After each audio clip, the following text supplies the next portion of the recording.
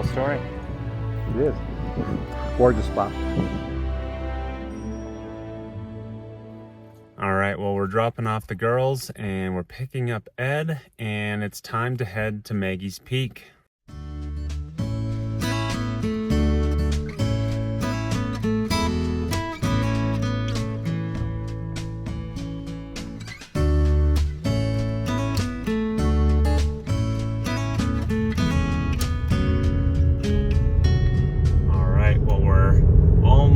To our parking spot, but we have a great view of our objective for today. So we have Maggie's Peak, which is just kind of in the center of the frame now, and so hopefully we'll be up there in a couple hours, and we'll bring you along and show you the views. All right, Ed, how are you feeling for the hike today? Psyched up. I'm looking forward to it. Nice. Yeah, we're at the parking lot and we'll start heading up the mountain.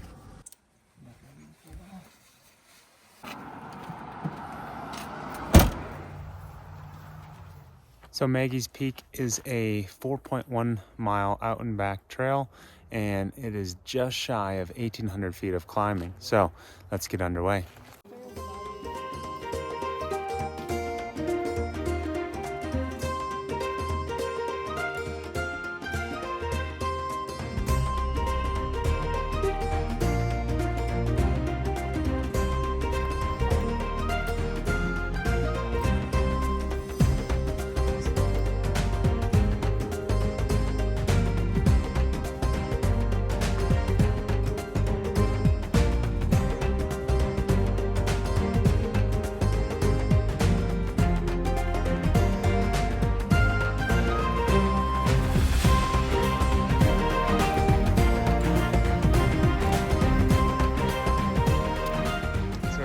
You were recently up this trail to try to prep as well. How far up did you make it last time you did this? Well, we were going with my friend Bob and Ray, and we got up to Granite Lake, gorgeous little lake. And here we are, the first feature of this trail, about 3/4 of a mile in, 500 feet up. We come to this absolutely stunning overlook of Emerald Bay and Lake Tahoe.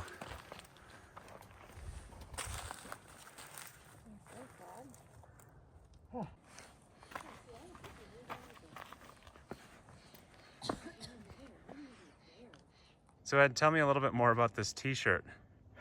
Yeah, it's kind of a funny story. So I have a kind of fascination with this old movie called Treasure Sierra Madre with Humphrey Bogart, where part of one of the lines in it is, "Bodges, we don't need no stinking bodges." I was thinking when I was making up the plans to go on this hike to kind of start off to rekindle the spirit of going out and hiking again. I thought I'd have a t-shirt that says, "Esophagus, we don't need no stinking esophagus." And I was kind of having a plan to kind of come up with a shirt that said that. And Brianna said, "Well, who's Humphrey Bogart?" I said, I told her to kind of explore on Google. And she did, and she says, "Gee, Dad, did you know he died from esophageal cancer?" I'm like, "No." And she said, "It was a horrible death. He was really, really sick." I'm like, "Oh, shoot, there goes my idea for that t-shirt." It was kind of ruined. So I kind of put on my Caring Bridge site that I was working on, put out there that would happen, and I kind of was looking for some concepts, and two of our friends from New Zealand came up with about 20 different and excellent slogans, and then they attached it to some AI concepts, and they were wonderful. And so we picked out a couple, and then we turned it over to our friend Danny and Lisa up here, who are really good software whizzes, and they kind of created this t-shirt design. And so what does it say? It says, "Lost my esophagus, but I found my path." And it's a picture of a stomach without an esophagus on a journey in the mountains. And that's kind of a funny way of talking about what I'm trying to do here. So nice. So the other thing, I think, Bree talked a little bit about kind of what the treatment plan was. Why don't you tell us what your experience was going through it? Sure. I can tell you the first part of the whole process was somehow the most difficult. It was getting diagnosed with the cancer and not being able to find or get into anybody to see it. So basically, cancer is growing, but it's like you're panicky and you're worried about it. So it's about a month before I could actually get in and do scans. Probably the most difficult stage was when all the chemo and radiation was done. I came back to Tahoe, and they warned me that the effects of it don't really peak until like 2 weeks afterwards. And that's when I got the esophagitis, and I couldn't swallow. I could barely sip water. I couldn't eat or drink, and I made good friends with the wonderful nurses over at the infusion center, because I had to go there quite regularly for infusions of fluids. But after 2.5 weeks of that, I did eventually get better, and I was able to eat and hydrate and get prepared for the step of surgery.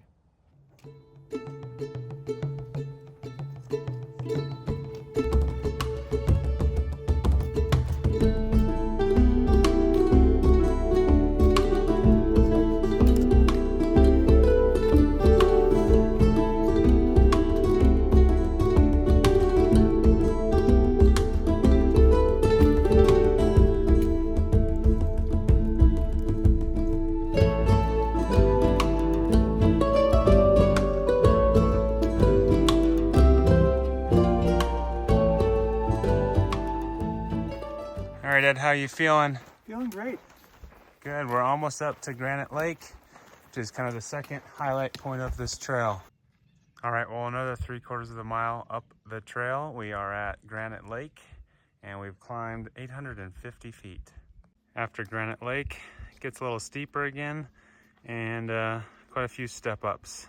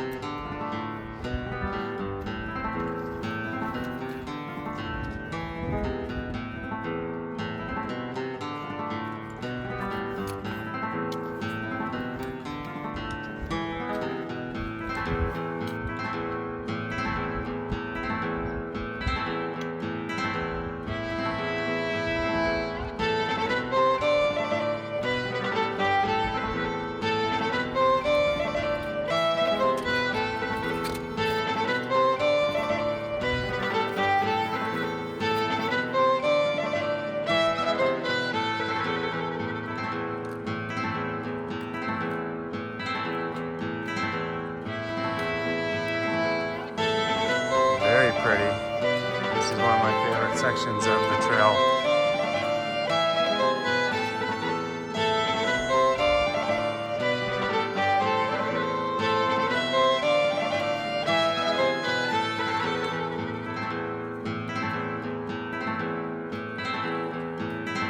All right, Ed, do you know what all these granite cliffs mean? I think we're that's close to the saddle. That is correct. Once you hit this landmark right here, you know we're very close to the saddle. So, well, yeah, he's doing fantastic. All right, we've made it to the saddle. We've gone up almost 1,500 feet, and we're about to get views down into Desolation Wilderness, into Eagle Lake.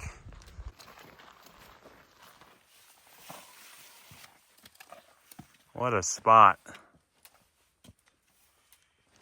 All right, so we're having just a little snack break up here with this stunning view down into Desolation and Eagle Lake. What do you got, Ed? Some trail mix, looks like? Trail mix, big bar, some electrolyte. Bree, what do you got? That's a far. Living on the edge, huh? So Ed, you got home on June 30th from Mayo. Tell us a little bit more about your preparations to get ready for this hike. Yeah. Well, when I first came back, it was just a matter of being able to walk, take frequent walks in between naps. I wasn't able to eat or drink anything for about 6 weeks, so I had a tube into my small intestines that we'd use a pump to pump in the fluids that would keep me alive. And slowly over a period of time, the walks would get more frequent and a little bit longer. And I kind of always knew in the back of my mind that we had to get out here would be a driving force and motivation. So there's a little mountain in a town called Tahoe Mountain, and it has about 3 or 4 different routes on it, ranging from 300 feet vertical to 1,000 feet vertical. So that became my training ground. I would go out there and do the easy one first, and then the moderate one, and then eventually worked my way up to the longer and harder hikes, and then And your shirts. We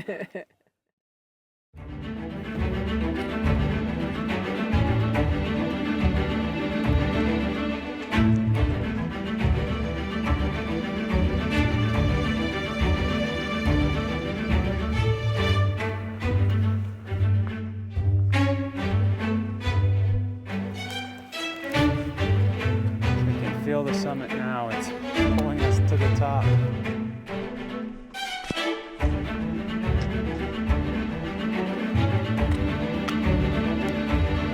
Squeeze through these rocks.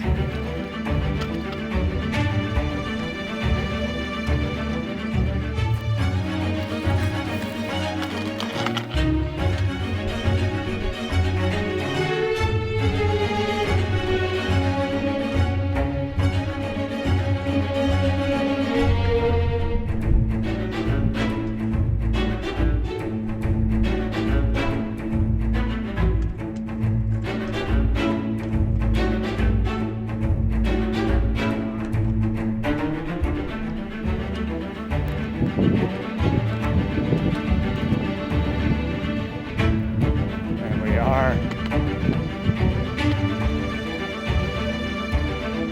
What do you think?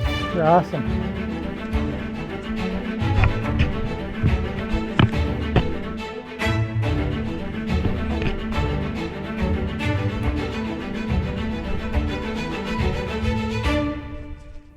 All right, Ed, so you've reached your goal. We are here on top of Maggies Peak. Feels great. Congratulations. Awesome. Thanks a lot, Dan. I appreciate it. Thanks for Really, helping me get me here. Yeah, really happy that you're up here. Talk to us a little bit more about kind of the blessings. You mentioned this before, kind of along the way with this journey. Yeah, absolutely. I mean, there's been so many. It's kind of hard to count them all. Probably one of the ones that comes to mind first is just having the time. Having the opportunity to separate the really important things from just the busy things that keep you busy in life, and to realize just how important the love of family and friends and others is to you. To let the people in your life know how much their love has meant to you, and to let them know just how much you love them, and they'll do it in a time and a place and a way that can really be helpful to them, and rather than doing it later in life. Another is kind of faith in humanity. Is that along the way of this journey, a lot of times you're in need. And it's amazing how, as you turn to others, perfect strangers, the staff at the hospital, and just so much kindness along the way, so many wonderful moments that you really it begins to restore your faith in humanity again as well. In the beginning of this process, I realized that there'd be opportunity. I had to let people know what was going on with all the results of the scans and everything. So I took advantage of the Caring Bridge website, ed_boof, B-O-U-F. But I started a Caring Bridge site. In the beginning, it was mostly just to let people know what's going on. And as I started going down this process, I started writing really from the heart about how things felt and what I was going through along the way. And I found that really the catharsis of doing that, being able to put that stuff down and write it and put it out there, it took the fear and the panic and the different things that would could control your life, and it put it in perspective and allowed you to really take control back of your life. So Dad got his cancer diagnosis about 2 weeks after I'd gone through brain surgery. And to say the least, my whole world and my whole family's world was just tipped upside down like that. But throughout the whole journey, he has stayed positive, he has stayed optimistic. He always said, don't worry about the past and, what I should have done and how quickly or more quickly I should have done things. We're here now. It is what it is, and we go from here. He just always said that, and always had the best attitude. And I am so inspired. I'm so proud of you, and I am so grateful to be able to be here with you up at the top of your goal at Maggies Peak. Well, thank you. And thank you again to you and Dan for all you guys have done to help get me here. I love you. Love you too. So Ed, tell us a little bit more about the history of Maggies Peak. Yeah, I looked it up before I started today, and I was the name was given by Captain Dick. He was the person that lived in the Emerald Bay area and did a lot of the Dick's Peak, Dick's Lake, a lot of it's named after him. And so he decided that this peak should be named after a woman who was the first woman to climb it. in September of 1869. Her name was Mary McDonald, and she went by the nickname of Maggie, so it became Maggie's Peak. That's a cool story. It is. Gorgeous spot.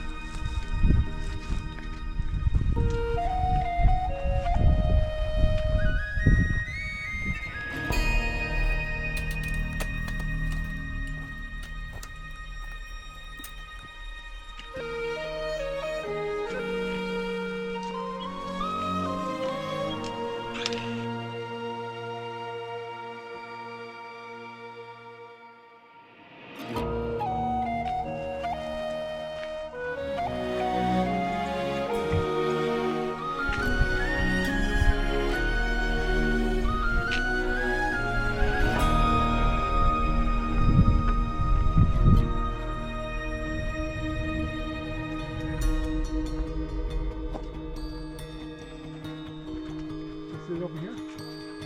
Yeah.